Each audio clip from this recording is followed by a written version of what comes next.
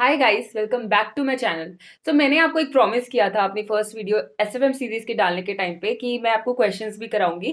तो अब तक आप सोच रहे होंगे अब तक ऐसी कोई वीडियो आई नहीं है, तो मैंने सोचा एक वीडियो ले आती हूँ। इस क्वेश्चन सीरीज को भी हम स्टार्ट करते हैं। तो आज जो हम करने वाले हैं म्यूचुअल फंड्स के क्वेश्चंस हैं। तो मेरे पास बहुत सारे क्वेश्चंस आए जो आप लोग ने मुझे सेंड किए, और उन क्वेश्चंस को मैंने शॉर्टलिस्ट किया। और मुझे पता है कि सब लोग अलग अलग बुक्स फॉलो कर रहे हैं, तो मेरे को पता था कि सबके पास एक कॉमन बुक नहीं होगी, लेकिन एक प्रैक्टिस मैनुअल तो जरूर होगा ओल्ड सिलेबस का।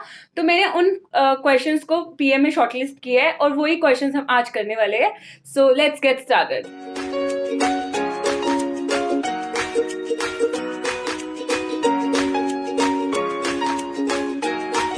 इस चैप्टर में ना बहुत सारे क्वेश्चंस है, लेकिन बहुत इजी इजी क्वेश्चंस है, और ये चैप्टर मतलब 8 मार्क्स का आपका आता ही है, म्यूचुअल फंड चैप्टर। तो हमको इसमें क्या करना है, हमको जो भी क्वेश्चंस करना है उसको बड़े ध्यान से करना है और उसको समझ के करना है, ताकि हमारे 8 मार्क्स हम सिक्योर कर पाए। तो इस चैप्टर के लिए मैंने आपको बोला था कि आपको 4 आवर्स ही लगने चाहिए रिविजन के लिए। तो जब आप खुद करने बैठोगे ना, तो एक टारगेट लेके चलना अपने माइंड में कि ये आपके पास 4 आवर्स में ही कंप्लीट होना चाहिए। तो सबसे पहला क्वेश्चन जो हम करने वाले हैं, that is question number 13 from PM. उस क्वेश्चन में हमको क्या बोला गया, उस क्वेश्चन में बोला गया है कि mister x earns 10% on his investment in equity shares.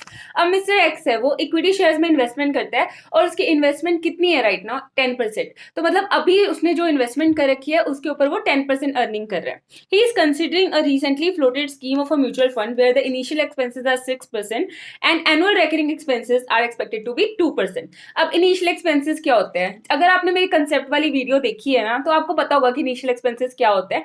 जब भी हम कोई म्यूचुअल फंड्स बाय करते हैं, तो उसमें हमें कोई एंट्री लोड और एग्जिट लोड देना पड़ता है, तो that is my initial expenses. और जब हम उसे बेचते हैं, तो उसमें एग्जिट लोड हमें थोड़ा सा पे करना पड़ता है, that will be my exit expenses. उसके अलावा एनुअल रिकरिंग चार्जेस क्या होते हैं, जो आपको ईयरली बेसिस पे या फिर एनुअली आपको पे करने हैं म्यूचुअल फंड को for the maintenance purpose. So that is annual recurring charges. अब इस क्वेश्चन में वो हमसे क्या पूछ रहे हैं, वो पूछ रहे हैं कि म्यूचुअल फंड को कितना कमाना है कि वो मिस्टर एक्स को 10% रिटर्न दे पाए।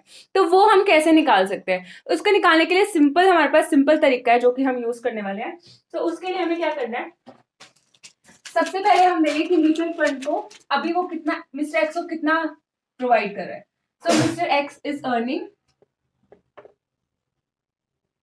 10%। ओके, एंड म्यूचुअल फंड को हमें कितना रिटर्न देना है कि वो मिस्टर एक्स को 10% दे पाए। तो अब हम नॉर्मली अपना चेक करते हैं। इस क्वेश्चन में मिस्टर एक्स अभी कितना अर्न करे, ही इज अर्निंग 10%, और हमें निकालना है कि उसकी रिटर्न कितनी है। ठीक है, तो अभी अगर मान लो कि म्यूचुअल फंड की फेस वैल्यू कितनी है अभी, let us assume it is ₹100। तो 100 रुपीज में से हमें एक इनिशियल एक्सपेंसेस देने हैं उसको, म्यूचुअल फंड को, जो कि हमारे एंट्री लोड के टाइम पे हमें देने थे। ठीक है, दैट इज 6%। तो ये हो जाएगा 6 रुपीज, राइट। अब मेरा कितना एक्चुअल इन्वेस्टमेंट कितनी करी मैंने म्यूचुअल फंड में? Actual investment is just 94 rupees. ठीक है, वो 100 नहीं रहेगी, क्योंकि 100 में से इतने तो एक्सपेंसेस चले गए। ठीक है, अब इसमें हमारे पास कितना रेकरिंग एक्सपेंसेस कितना होगा, जो हमें हर साल पे करना है म्यूचुअल फंड को। ठीक है, दैट इज 2%।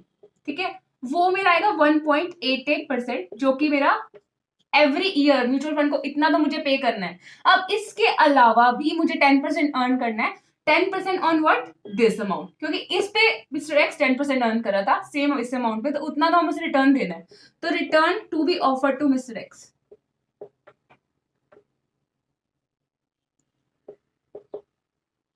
कितना है? 100 का 10%, तो वो आ जाएगा 10%। ठीक है, ये आ गया मेरा 11.88%, जो कि मेरी रिटर्न है कितने रुपए पे? 94 पे।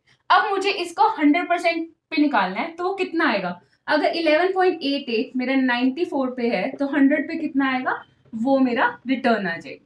तो दैट इज इट। यही क्वेश्चन हमें इस तरह से करना है। ये it's a very simple process.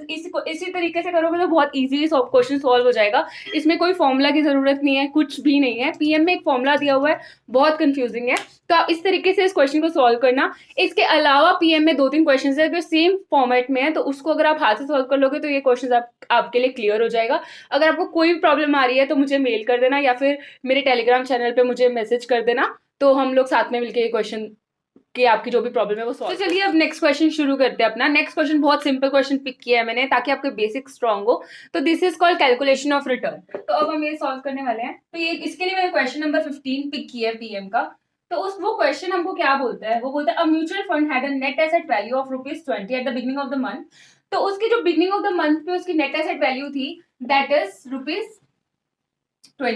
तो NAV at the beginning of the month कितनी है, ₹20, मतलब ओपनिंग एनएवी। उसके अलावा जो मेरे पास income and capital gain distribution दिया हुआ है उसने, जो कि म्यूचुअल फंड ने कमाया है, that is capital gain is ₹0.03 and income is 0.0375। ठीक है, अब उसकी मंथ एंड एनएवी भी दी हुई है हमको, दैट इज 20.06। तो अब हमें क्या निकालना है, हमें निकालनी है रिटर्न। तो रिटर्न का फॉर्मूला हमको सिंपल पता है कि क्या होता है, closing NAV minus opening NAV plus मेरी जितनी भी इनकम है डिवाइड बाय ओपनिंग एनएवी, तो मेरी रिटर्न आ जाती है। वेरी सिंपल, मैं आपका फॉर्मूला लिख के टाइम वेस्ट नहीं करूंगी, आपको पता ही है। 20.06 minus 20 plus 0.03 plus 0.0375 divide by opening, ये आपकी रिटर्न आ जाएगी। तो यही सिंपल फॉर्मूला है हमारे पास रिटर्न का। तो इस तरह से आपको सारे रिटर्न के क्वेश्चन है आपको सॉल्व करने हैं। कभी भी आपको क्वेश्चन में मतलब ऐसा नहीं आएगा कि सिर्फ रिटर्न बनानी है, आपको डिफरेंट डिफरेंट क्वेश्चन आ सकते हैं कि इसमें रिटर्न निकालो, इसमें एनएवी निकालो, इसमें री इन्वेस्टमेंट हो रहा है तो उस केस में क्या करना है। तो डिफरेंट डिफरेंट टाइप के क्वेश्चन आपके पास आएंगे, तो आपको अपना दिमाग लगा के उसको सोचना है कि उस क्वेश्चन में क्या एक्चुअल में पूछा गया है। तो ये सब कंसेप्ट को ना बीच बीच में आपको कहीं ना कहीं सॉल्व करने को मिलेगा, तो वो आप कर सकते हैं। जैसे ये सब करने के बाद हमारे पास कितना आएगा, 0.00636375। ठीक है, ये मेरी कौन सी एनएवी आएगी, ये मेरी आएगी monthly NAV, monthly return, sorry, ये मेरी आएगी मंथली रिटर्न। अब हमें अगर एनुअलाइज रिटर्न निकालने को बोला है, there is a difference between monthly return and annualise return. अगर उसने बोला है एनुअलाइज रिटर्न निकालने के लिए, तो मैं इसको सिंपली 12 से मल्टीप्लाई कर दूंगी, तो मेरी ये एनुअलाइज रिटर्न आ जाएगी विच विल बी 7.65%। ठीक है, तो ये मेरी रिटर्न आ जाएगी। तो जो नेक्स्ट क्वेश्चन मैंने पिक किया है दैट इज ऑन री इन्वेस्टमेंट। तो अब हम री investment of capital gain and dividend करेंगे। अब मान लो मेरे को इनकम आती है हर साल ₹1000 की एज डिविडेंड। अब मैं क्या करती हूँ, जो भी मेरी इनकम आ रही है ना, उसको मैं यूटिलाइज नहीं करती या फिर अपने बैंक अकाउंट में नहीं लेती हूँ, मैं म्यूचुअल फंड में ही इन्वेस्ट कर देती हूँ वापस से, जो कि उस टाइम में एनएवी चल रही थी उसमें। तो उस केस में हमें क्या करना होता है, उस केस में हमारा पुराना वाला फॉर्मूला फेल हो जाता है और हमें एक नए तरीके से एनएवी निकालनी पड़ती है या फिर रिटर्न निकालनी पड़ती है। तो हम वो अब देखेंगे। ठीक है, तो मैंने क्वेश्चन नंबर 20 पिक किया है, उसमें उन्होंने हमें क्या बोला गया, उसमें बोला है orange purchase 200 units of oxygen mutual funds at ₹45 per unit. मतलब हमारे पास जो ओपनिंग एनएवी है दैट इज ₹45 पर यूनिट। उसने क्या किया है, ₹1 डिविडेंड पे किया और कैपिटल गेन पे किया कितना, ₹2 पर यूनिट। ठीक है, ये मेरे पास टोटल इनकम है जो कि मुझे साल की मिली है। उसमें हमें क्या निकालना है, हमको निकालनी है रिटर्न। अगर मेरी एनएवी जो है वो ₹48 पर यूनिट है, तो सिंपल है, ये मैं नहीं कराऊंगी, मुझे पता आप कर लोगे, बहुत सिंपल है। 48 को 45 माइनस करना और +1 +2 जो कि आपका कैपिटल गेन है और जो भी आपका डिविडेंड है, divide by opening NAV which is 45, तो आपकी रिटर्न आ जाएगी। तो वो आप सॉल्व कर लेना। सेकेंड पार्ट जो है वो इंपॉर्टेंट है, वो हम यहाँ पे करेंगे। Calculate the return for the period of 1 year assuming that the NAV as on 31st December 2010 was 48 पर यूनिट। मतलब जो मेरी क्लोजिंग NAV है दैट इज 48 सेम। उसमें हमें क्या बोला कि all dividend and capital gain distribution has been reinvested at an average price of 46 per unit. तो मैंने जितनी भी इनकम थी ना मेरी, जो ₹1 की और ₹2 की डिविडेंड और कैपिटल गेन की मुझे पर यूनिट मिली थी, वो सारी की सारी मैंने क्या किया, री इन्वेस्टमेंट। मेरे पास टोटल यूनिट्स कितनी थी, टोटल यूनिट्स मेरे पास थी 200। ठीक है, तो इस 200 में मुझे कितनी इनकम मिली, इनकम जनरेटेड 1 + 2 × 200। ठीक है, ये मेरा कैपिटल गेन, सॉरी ये मेरी इसमें कैपिटल गेन है और मेरा डिविडेंड है 3 × 200, ये मेरी आ गई 600 की इनकम जनरेटेड। अब मैंने 600 को 46 के प्राइस पे री इन्वेस्ट कर दिया और इतने मैंने यूनिट्स परचेज कर लिए। तो वो कितने यूनिट्स परचेज किया मैंने परचेज किया 13.06 यूनिट्स। ठीक है, अब इसमें ये टेंशन मत लेना कि डेसिमल्स में आ गया, दैट इज ओके। उसके बाद हमें क्या करना है, अब मेरे टोटल नंबर ऑफ यूनिट्स कितने हो गए, अब मेरे टोटल नंबर ऑफ यूनिट्स हो गए 200 में बस पहले थे, अब मैंने 13.06 और आ गए, तो मेरे पास टोटल आ गए 213.06 यूनिट्स। ठीक है, अब ये मेरी क्लोजिंग एनएवी कितनी होगी, 213.06। क्लोजिंग एनएवी उन्होंने दे रखी है मेरे को 48, तो मेरे पास क्लोजिंग जो मेरे पास रहेगा ना, मेरा एसेट की वैल्यू वो रहेगी 10225.92। अगर आपने मेरी पुरानी वीडियो देखी है तो मैंने आपको बताया भी कि री इन्वेस्टमेंट के केस पे फॉर्मूला चेंज हो जाता है, that will be closing NAV of all the units minus opening divide by opening.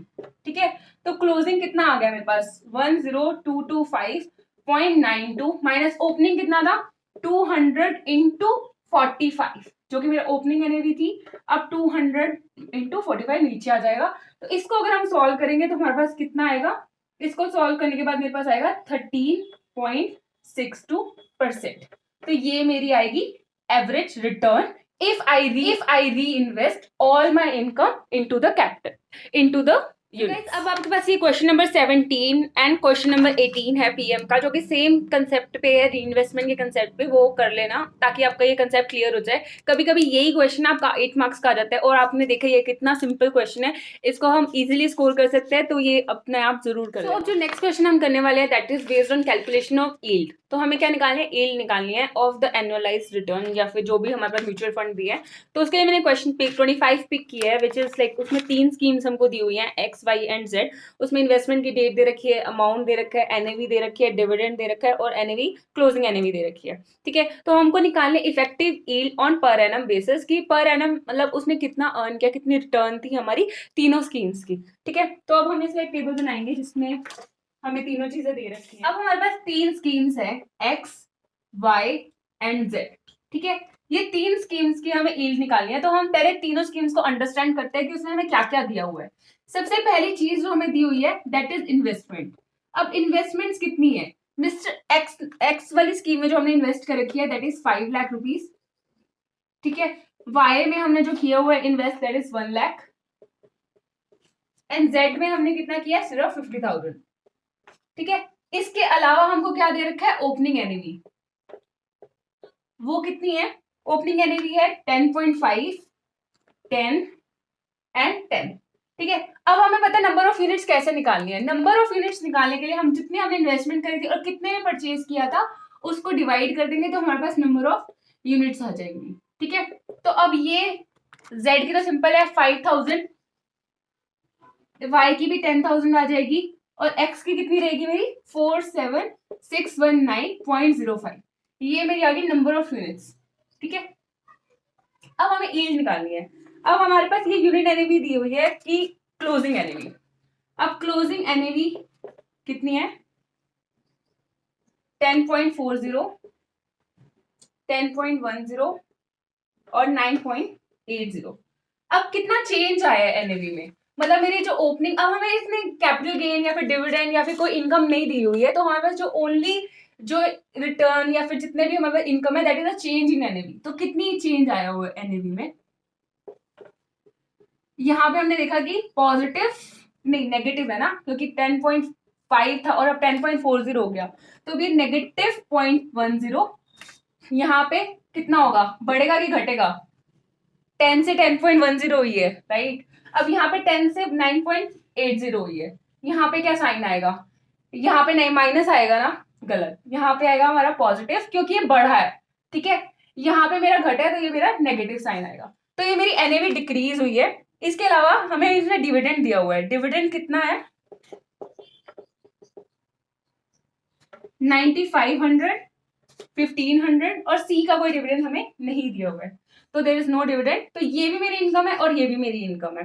ठीक है, अब जो इंक्रीज है ये मैंने निकाला है पर यूनिट। ठीक है, अब पर यूनिट हमारे पास टोटल नंबर ऑफ यूनिट्स कितनी है, इतनी, तो हर यूनिट पे मेरे को इतना चेंज मिला है राइट। तो मैं सारी यूनिट्स का मेरे को कितना चेंज आएगा वो मुझे निकालना पड़ेगा ताकि मैं टोटल उसका इफेक्ट ले पाऊं। तो मेरे पास 47619.05 यूनिट्स है, उसको मैंने 0.10 से मल्टीप्लाई कर दिया तो ये मेरे पास आ गया 4761.905। ठीक है, इतना 10% मेरा जो ये मेरे पास 0.10 था उसका डिफरेंस मैंने ले लिया। यहाँ पे आ जाएगा 1000 इसका पॉजिटिव और ये मेरा आएगा 1000 नेगेटिव। तो ये मेरे पास चेंज इन एनएवी आ गई। अब मेरे पास टोटल यील्ड कितनी आ गई, ये जितना भी मेरे पास इतना ये जो रिटर्न है ना पूरे साल की, इसको मैं ऐड कर दूंगी तो मेरे पास यील्ड आ जाएगी। तो इसकी आएगी 4738.12, ये मेरे पास आ जाएगी 2500 और ये -1000 अब मुझे बताओ कि ये मंथली है कि एनुअल है। जो मेरी एनएवी है वो मंथली दी हुई है कि एनुअल दी हुई है, वो हम बाद में देखेंगे। हमें निकालनी तो यील्ड एनुअल है, राइट। तो अब ये नंबर ऑफ डेज से मुझे डिवाइड करना पड़ेगा। अब ये जो आई है, ये मेरे डेट ऑफ इन्वेस्टमेंट क्या दी हुई थी, सबकी डेट ऑफ इन्वेस्टमेंट अलग अलग है। अब ये ना मंथली है और ये ना एनुअल है, हमें नंबर ऑफ डेज दिए हुए हैं। तो जो इन्वेस्टमेंट जो हमने करी थी that was on 1 December 2008। Y की इन्वेस्टमेंट जो हमने करी थी दैट वाज ऑन 1 जनवरी 2009। और जेड की इन्वेस्टमेंट जो हमने करी थी 1/3/2009। तो ये मेरा 1 मंथ के लिए मेरे पास था, ये 3 मंथ्स के लिए मेरे पास था, और ये 4 मंथ्स के लिए मेरे पास था, ठीक है। तो नंबर ऑफ डेज कितने रहेंगे, क्योंकि हमें एनुअलाइज निकालनी है तो हमें नंबर ऑफ डेज के अकॉर्डिंग इसको लेके चलना पड़ेगा। क्योंकि जब हमारे पास मंथली था तो हमने 12 से मल्टीप्लाई किया था ना एनुअल को। अब ये मंथली नहीं है तो हम इसको 365 से मल्टीप्लाई करके डिवाइड बाय जितने भी नंबर ऑफ डेज का हमने यील्ड निकाला है उसको डिवाइड कर देंगे, ताकि मेरे पास एनुअलाइज रिटर्न आ जाए। ये आएगा 121 डेज, ये आएगा 90 डेज, ये आएगा 31 डेज। अब इफेक्टिव यील्ड जो मेरी यील्ड है पर एनम वो कितनी होगी, सेम तरीका है 120, ये जो मेरे पास रिटर्न आई है 4738.12 divide by 121 into 365। Same way में यहाँ पे हम करेंगे 2500 डिवाइड बाय 90 इंटू 365। अब ये देखना क्वेश्चन में अगर हमें 360 दिया हुआ है तो 360 डेज के अकॉर्डिंग करना है, अगर 365 दिया है तो 365 के डेज के अकॉर्डिंग करना है। अब ये 1000 है डिवाइड बाय 31 डेज इंटू 365। तो इसको अगर हम ऐसे इसको सॉल्व कर देंगे इन तीनों को तो हमारे पास इफेक्टिव यील्ड आ जाएगी पर एनम। सो गाइस, अब आपके ये जो भी क्वेश्चंस मैंने यहाँ लिखे हैं वो सारे आपके सॉल्व हो जाएंगे इन 4-5 क्वेश्चंस के बेसिस पे। तो वो आप अपने आप कर लेना, और आपको कोई भी डाउट है छोटे से छोटा भी आप मुझसे पूछ सकते हो ऑन माई टेलीग्राम चैनल, और कमेंट कर सकते हो या फिर मुझे मेल कर सकते हो। तो I get back to you on that. So that is all for this video. In the next video हम और कंसेप्ट को डिस्कस करेंगे, और साथ में डिफरेंट कंसेप्ट जैसे शार्पे रेशो, टेनर रेशो, जिससे हमें बहुत ज्यादा डर लगता है, डिविडेंड इक्वलाइजेशन, रिजर्व, ये सब कंसेप्ट को डिस्कस करेंगे। तब तक के लिए stay tune and please subscribe to my channel and share with your friends. Thank you so much for watching.